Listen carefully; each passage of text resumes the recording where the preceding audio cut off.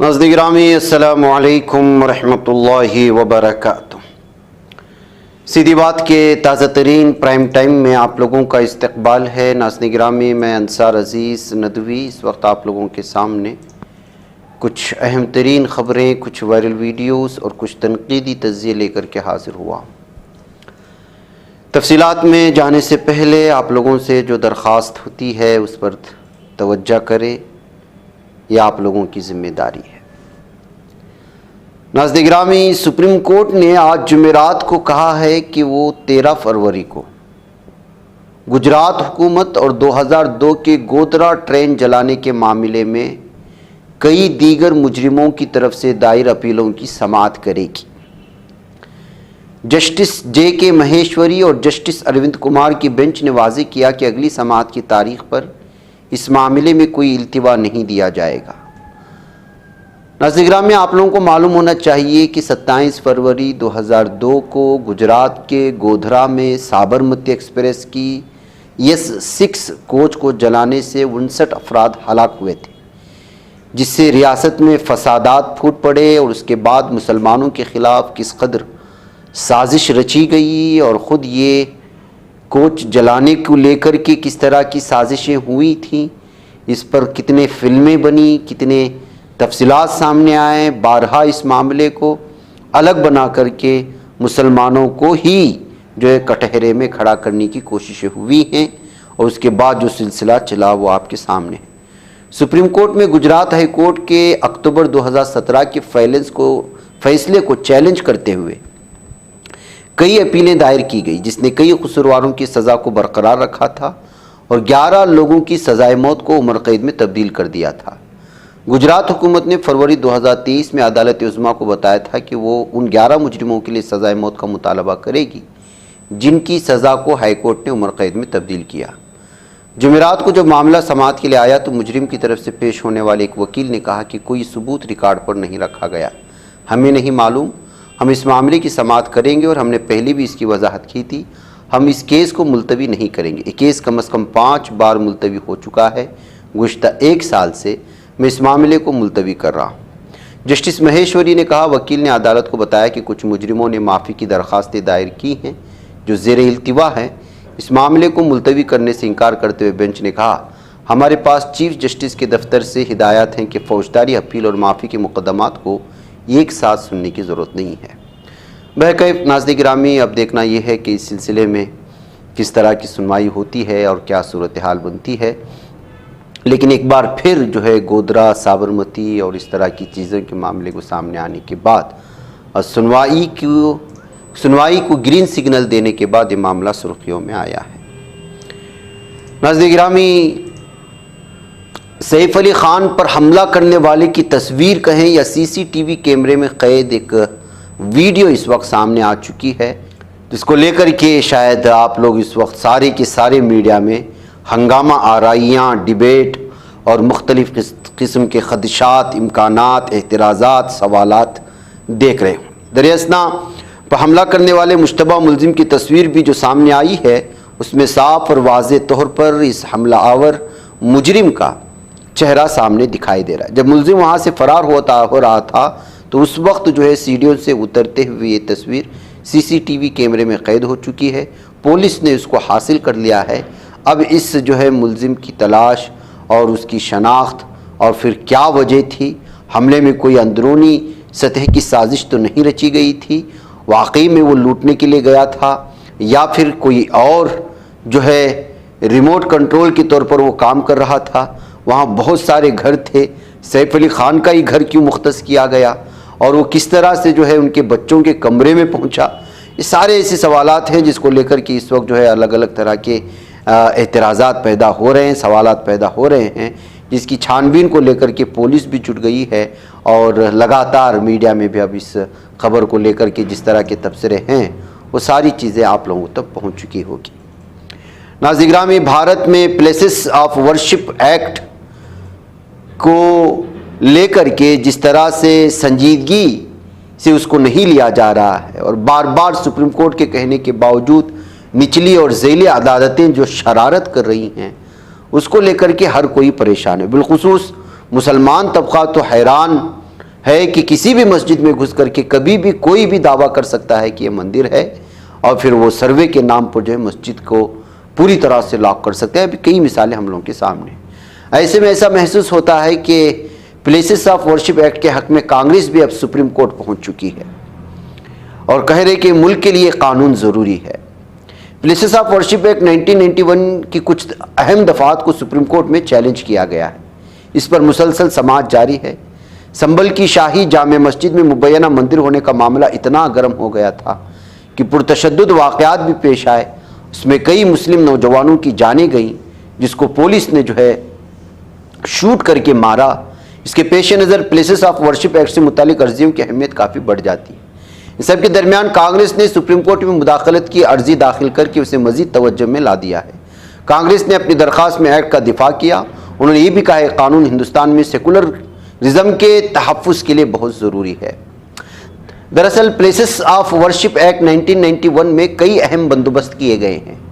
اس قانون کی شق کے مطابق 15 اگست 1947 کو ملک بھر میں جو بھی مذہبی مقام جس شکل میں تھا اس کی وہ حیثیت برقرار رہے گی۔ ایسے مذہبی مقامات کی حیثیت میں کوئی تبدیلی نہیں کی جائے گی۔ اس قانون کی دفعات کو سپریم کورٹ میں چیلنج کیا گیا ہے، خاص طور پر ایکٹ کی دفعہ 3 اور چیلنج کو چیلنج کیا گیا۔ اس حوالے سے سپریم کورٹ میں کئی عرضیاں دائر کی گئی۔ اس قانون کی مخالفت کرنے والوں کا کہنا ہے کہ پلیسز آف ورشپ ایکٹ کی دفعات کئی بنیادی حقوق کی خلاف ورزی کرتی ہے، خاص طور پر مساوات کا حق، مذہبی آزادی کا حق اس سے آڑے آتا ہے۔ بہرکیف اس کی سنوائی جاری ہے، تو دیکھتے ہیں کہ کس طرح کے فیصلے اب پوری سنوائی مکمل ہونے کے بعد ہی سامنے آئے گی۔ البتہ کانگریس نے بھی اس میں مداخلت کی، اس وجہ سے ایک مرتبہ پھر اس کی اہمیت بڑھ جاتی ہے۔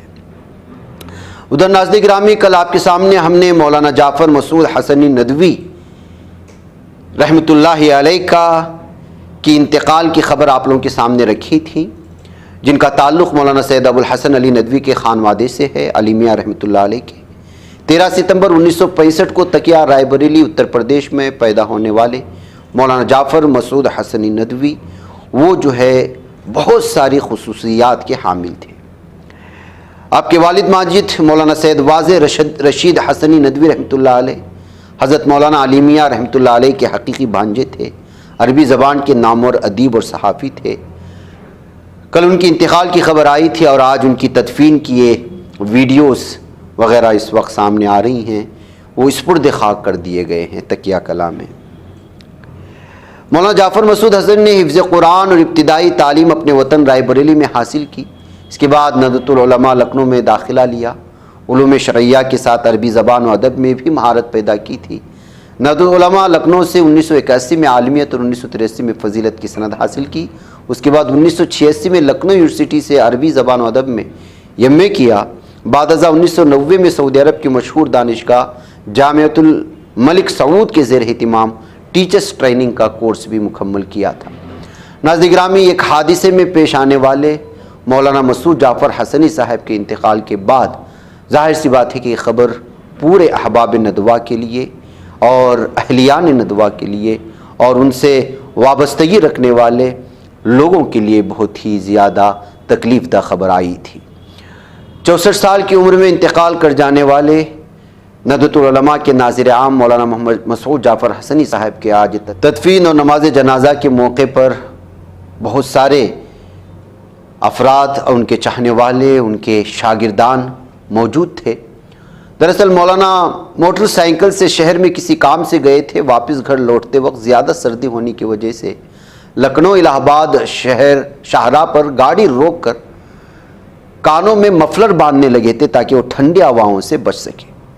اسی دوران پیچھے سے آ رہی ایک تیز رفتار بے قابو کار نے ان کے موٹر سائیکل کو کچل دیا، ٹکر مار دی، جو جائے حادثہ پر ہی ان کی موت واقع ہو گئی تھی۔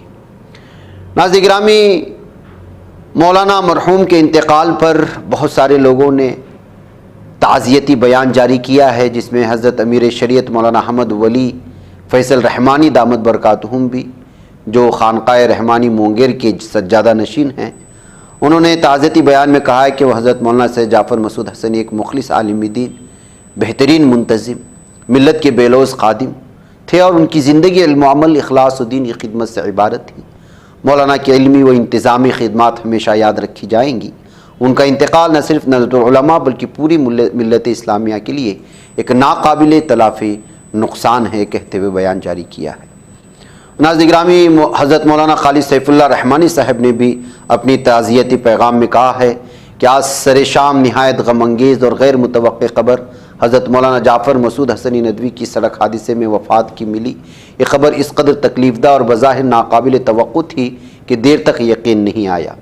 جب کئی معتبر حضرات نے اطلاع دی تو اب یقین کرنے کی سوا چارہ نہیں رہا۔ مفکر اسلام حضرت مولانا سید ابو الحسن علی میاں ندوی کے نواسے اور مشہور ادیب اور مفکر حضرت مولانا سید واضح رشید حسنی ندوی کے صاحبزادے تھے۔ انہوں نے دارالعلوم نہضت العلماء سے علوم اسلامی کی تحصیل کی، اس کے علاوہ عصری تعلیم بھی حاصل کی۔ سعودی عرب میں بھی جامعۃ الملک سعود سے استفادہ کیا۔ وہ ایک اچھے خطیب، مقبول مدرس، اردو اور عربی زبان کے رمز شناس ادیب اور اپنے والد مرحوم کے انداز پر فکر اسلامی کے ترجمان تھے۔ یہ کہتے ہوئے ان کے سلسلے میں تعریفی کلمات کہے گئے ہیں۔ اس کے علاوہ ناظرین گرامی، آل انڈیا ملی کونسل کی جانب سے بھی اور ان کے ذمہ داران کی جانب سے بھی اظہار تعزیت کیا گیا ہے، جیسا کہ انہوں نے لکھا کہ ملک کے مشہور عالم دین، بہترین ادیب اور کہنمشق صحافی، نہضت العلماء لکھنؤ کے ناظر عام حضرت مولانا جعفر مسعود حسنی ندوی صاحب کا حادثہ وفات علمی ادبی دنیا کا بڑا خسارہ ہے۔ مولانا حسنی عربی زبان و ادب کے ممتاز ادیب اور نہضت العلماء سے نکلنے والے 15 روزہ عربی جریدہ الرائد کے ایڈیٹر تھے اور درجنوں کتابوں کے مصنف، اردو عربی دونوں زبانوں کے بے مثال ادیب تھے۔ ان خیالات کا اظہار کرتے ہوئے آل انڈیا ملی کونسل کے قومی نائب صدر مولانا انیس الرحمن قاسمی نے مولانا کی وفات پر اپنے گہرے صدمے کا اظہار کیا ہے۔ انہوں نے نہضت العلماء کے ذمہ داران اور حسنی خانوادے سے اظہار تعزیت کرتے ہوئے کہا کہ مولانا کی اس حادثاتی موت کا دل پر بڑا گہرا اثر ہے۔ اللہ تعالیٰ ان کی مغفرت فرمائے، درجات بلند کرے اور ندوے کو ان کا نعم البدل عطا فرمائے۔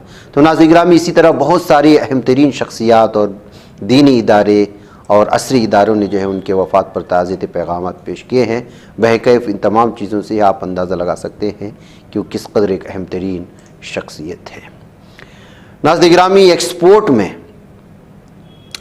ہندوستان کی معیشت کو لے کر کے جو لگاتار بری خبریں سامنے آ رہی ہیں، اس میں یہ ہے کہ حکومت کی طرف سے ایکسپورٹ یعنی برآمدات اور امپورٹ درآمدات کے جو اعداد و شمار جاری کیے گئے ہیں وہ بھی انتہائی خوفناک ہیں۔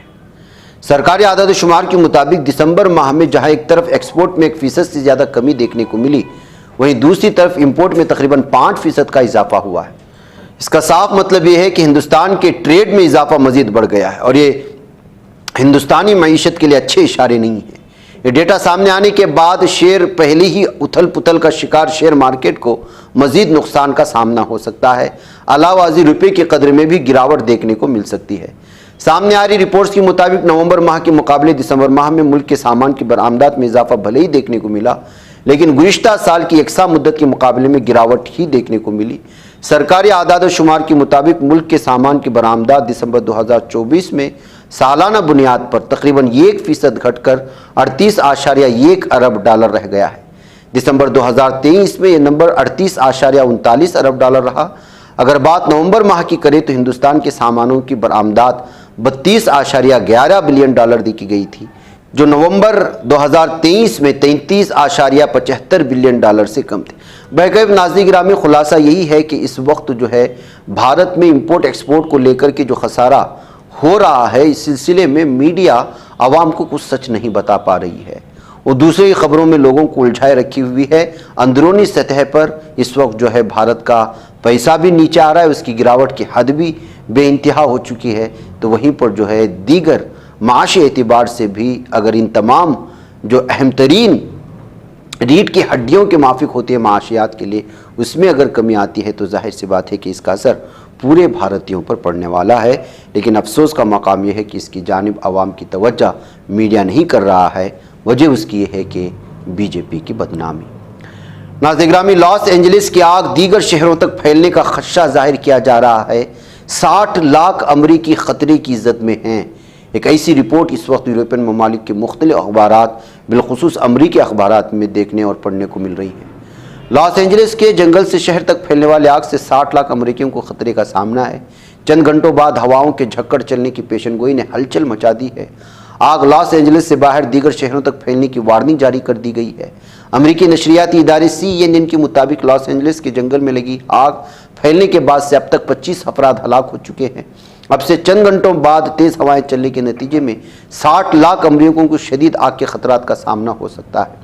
لاس اینجلس کے قریبی دیگر شہروں تک یہ آگ پھیل سکتی ہے۔ تازہ ترین اعداد و شمار کے مطابق ریاست کے 10 شہروں کی انتظامیہ کے پاس لاس اینجلس سے زیادہ عملہ موجود ہے۔ ماہرین کا ماننا ہے کہ دنیا کا کوئی بھی فائر ڈپارٹمنٹ ان عوامل کا مقابلہ کرنے کے قابل نہیں ہوگا جن کی وجہ سے آگ لگی۔ جنوبی کیلیفورنیا کی تاریخ میں ایٹن اور پالیساڈس کی آگ بھی ترتیب سب سے زیادہ تباہ کن اور دوسری سب سے زیادہ تباہ کن جنگلاتی آگ ہے۔ UCLA کے ایک تجزیے سے پتہ چلتا ہے کہ گزشتہ ہفتے کے دوران لگنے والی آگ سیارے کو گرم کرنے والے فوسل ایندھن کی آلودگی کے بغیر دنیا کے مقابلے میں بڑی اور گرم تھی۔ تو ناظرین گرامی، من جملہ طور پر اس وقت آگ لگاتار پھیلتی جا رہی ہے اور کب اس پر قابو پایا جائے گا اس پر بتایا نہیں جا سکتا، لیکن اس کے باوجود ٹرمپ کا غرور کم نہیں ہو رہا ہے۔ لگاتار وہ اپنے پاور کی بات کر رہا ہے، اپنی طاقت کی بات کرتے ہوئے اس وقت الگ الگ ملکوں کو دھمکیاں دینے یا مبینہ طور پر دھمکیاں دینے کی کوششیں ہو رہی ہیں۔ یہ کہا جا سکتا ہے امن کے نام پر۔ امریکہ کے نومنتخب صدر ڈونلڈ ٹرمپ نے اپنے اقتدار میں واپسی سے صرف 5 دن قبل قیدیوں کی رہائی، اسرائیل اور حماس کے درمیان جنگ بندی کے معاہدے تک پہنچنے کی تعریف کی، لیکن تعریف کرتے کرتے اپنی طاقت، اپنے پاور یعنی غرور میں ڈوبا ہوا یہ شخص اس وقت ایک بار پھر اپنے طاقت اور پاور کی لنترانی کرنے کی کوشش کی ہے۔ ٹرمپ نے جو بائیڈن انتظامیہ کی جانب سے باضابطہ اعلان کیے جانے سے قبل ٹروتھ سوشل پر لکھا کہ ہمارے پاس مشرق وسطیٰ میں قیدیوں کے متعلق ایک معاہدہ آ گیا، یرغمالی جلد رہا ہو جائیں گے۔ ٹرمپ نے ایک بیان میں کہا کہ یہ عظیم جنگ بندی معاہدہ نومبر میں ہماری تاریخی فتح سے ممکن ہوا۔ اس فتح نے پوری دنیا کو اشارہ دیا کہ میری انتظامیہ تمام امریکیوں ان کے اتحادیوں کی حفاظت کو یقینی بنانے کے لیے امن اور مذاکرات پر عمل کرے گی۔ میں واپس آ کر بہت خوش ہوں۔ انہوں نے کہا کہ اس معاہدے کے اختتام کے ساتھ میری قومی سلامتی کی ٹیم مشرق وسطیٰ کے لیے خصوصی ایلچی اسٹیوٹ کوف کی کوششوں کے ذریعے اسرائیل اور دیگر اتحادیوں کے ساتھ مل کر کام کرتی رہے گی۔ اس بات کو یقینی بنایا جائے گا کہ غزہ پھر سے دہشت گردی کا شکار نہ ہو اور دہشت گردوں کے لیے محفوظ پناہ گاہ نہ بنے۔ ہم پورے خطے میں طاقت کے ذریعے امن کو فروغ دینا جاری رکھیں گے۔ یہ وہ جملہ تھا انہوں نے صاف اور واضح طور پر کہا کہ ہم پورے خطے میں اگر طاقت کا استعمال کرنا چاہے تو اس کا استعمال کریں گے، لیکن امن کو فروغ دینے کی کوشش کریں گے۔ یعنی امن کے نام پر ایک بار پھر وہ مشرق وسطیٰ میں تباہی پھیلانے کی کوشش کریں گے۔ کیا وہ یہ دبے الفاظوں میں کہہ رہے تھے؟ اس تبصرے کے ساتھ لوگوں نے الگ الگ تنقید کرنے کی کوشش کی ہے۔ ناظرین گرامی، مجھے اجازت دیں۔ السلام علیکم ورحمۃ اللہ وبرکاتہ۔ بچ پاتا ہے کوئی صحافی کی نگاہوں سے، ملاتا ہے یہ لوگوں کو محبت کی پناہوں سے، کرم اور درد مندی کا ہے ایک سنسار سیدھی بات، عظیمت جرأت و ہمت کا ہے اظہار سیدھی بات، عظیمت جرأت و ہمت کا ہے اظہار سیدھی بات۔ یہ چینل حق نگر بن کر کچل دیتا ہے فتنوں کو،